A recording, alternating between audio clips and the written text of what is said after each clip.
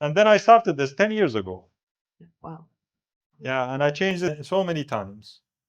And I had great help from a lot of people around me. And finally, we got it out. And I'm very happy that it came out in a good way. Well, I would say you should be very proud considering how long you've worked on this book. And I think there are some books that take time but are well worth the wait. And this is definitely one of those books. And I was just rereading some sections before we started, and I was struck by how familiar the book is to someone who's also grown up in the UAE and has experienced a lot of things alongside other Emiratis, as a non-Emirati myself. And I wanted to ask you also, since of course we're actually at Al Jazirah Al Hamra Heritage Village, the the very namesake of the book itself. I wanted to ask you, what are some of your earliest memories of Al Jazirah Al Hamra? When was the first time you heard of it, or when was the first time you visited? And yeah, maybe tell us a little bit about that. So a lot of the ones that are close to me would say, "This is you," as naturally with writers. But if you read it, you'll feel that it is quite fictional. And I get the question, how much of it is fiction? And my answer is maybe 40% is fiction. So a lot of it is driven from actual stories. Yeah. So I'll leave the question which ones are actual, which ones are fiction to you.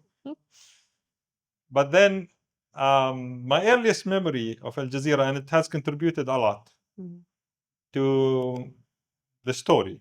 I remember I had actually a picnic around here, and I was told by someone that we had a relative, a distant relative, that was in love with his cousin, but her father didn't give her to him.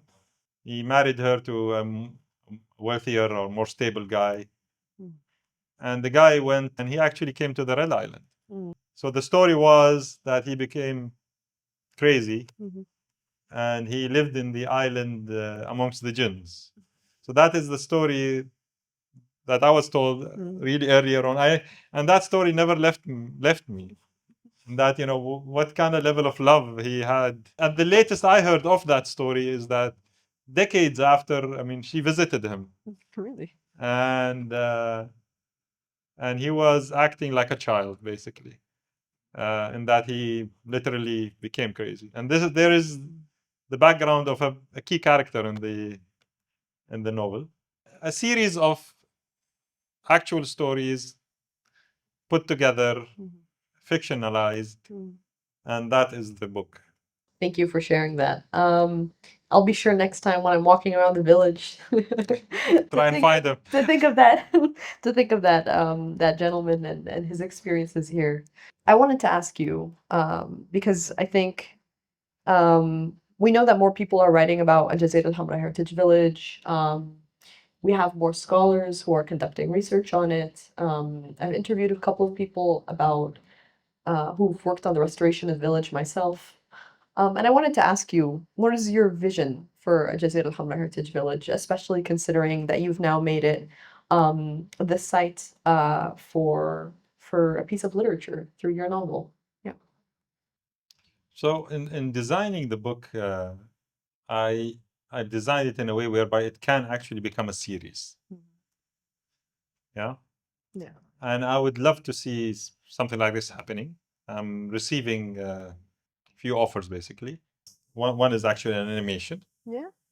But I believe if this could become an actual series in the island, I would love to see the island being fictionalized as a universe of itself. The universe where fictional creatures and us as humans co-live to tell stories. I would love to see it as a mythical place where it resembles love, because it goes very well with the name of the island, Yeah, it does. the Red Island.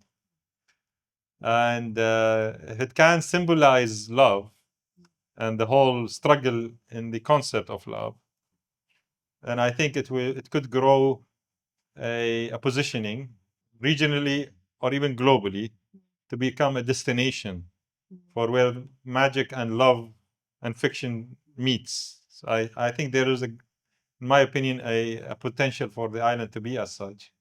And if we can contribute a bit of literature to that, and I would love to invite others to actually build on this and grow their own stories and their own novels in the Red Island.